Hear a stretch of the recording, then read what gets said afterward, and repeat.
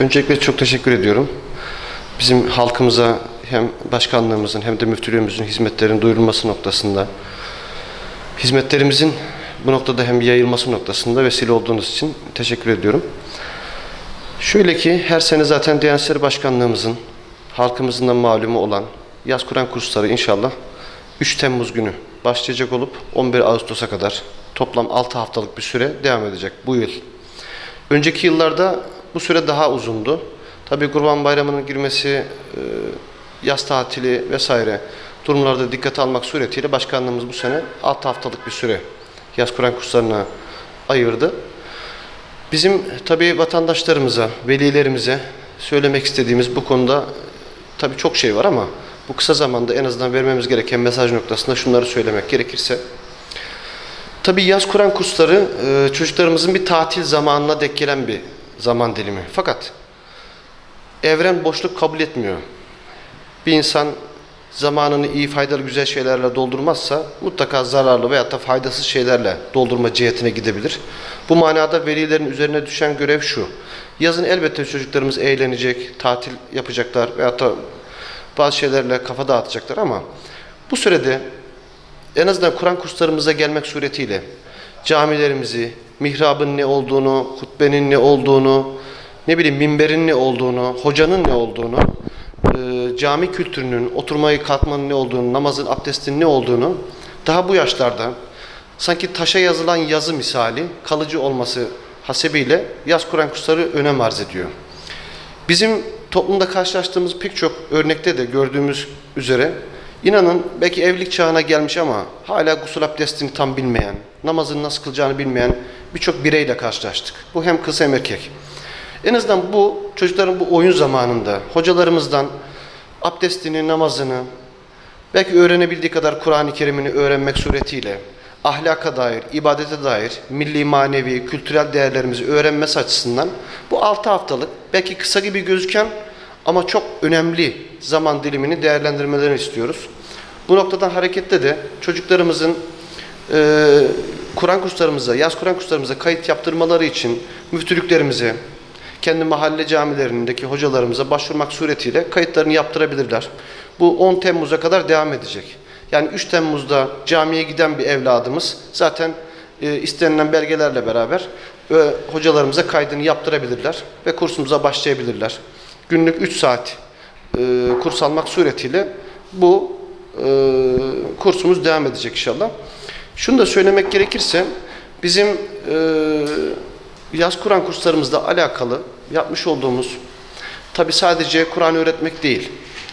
Kur'an kursu içerisinde kültürel faaliyetlere, mesela spor olsun, yüzme olsun, diğer ne bileyim gezi gibi faaliyetler yapmak suretiyle sadece çocuklarımızın camiye veyahut da camide durması noktasında değil, daha farklı alanlarda da hocalarımızı veyahut da o alanlardaki davranışlarını da kontrol etmek adına ahlaki bazı erdemleri kazanmaları noktasında da rehberlik ediyoruz. Bu noktadan hareketle yani çocuklarımızın bu yaşlarda bu fırsatı kaçırmamaları, daha büyük yaşlarda ise edinemeyeceği birçok şeyin aslında bu yaşlarda belki bir yaz tatili içerisinde, 6 haftalık süre içerisinde çok çabuk kazanılabileceğini, öğrenilebileceğini bilmeleri lazım. İnsanların karakterleri küçüklüğümüzde edindiğimiz bilgilerden, görgülerden ve örnekliklerden oluşan bir şey.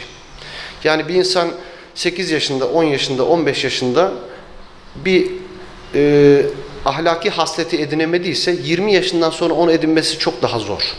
Çünkü kişiliğinin şekillenmesi noktasında hani atalarımızın çok güzel bir lafı var değil mi? Ağaç yaş iken eğilir. Yaşken eğilmeyen şey sonra kuruduktan sonra eğilir mi? Eğilmez. Bu da malumumuz. Dolayısıyla o ahlaki hasletleri, aile içerisindeki davranışları, mahremiyeti, oturmayı, kalkmayı, bir selam vermeyi, muhabbeti, empatiyi öğrenmeleri açısından bu 6 haftalık Kur'an kurslarımızı değerlendirmelerine fayda var.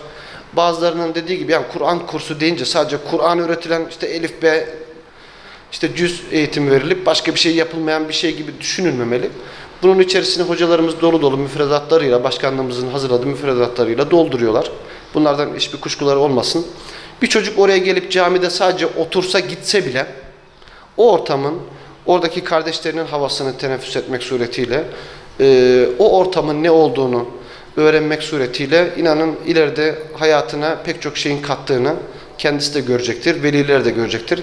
Bu manada bu faydadan ailelerimiz, evlatlarımız kendilerini mahrum etmesini istiyoruz.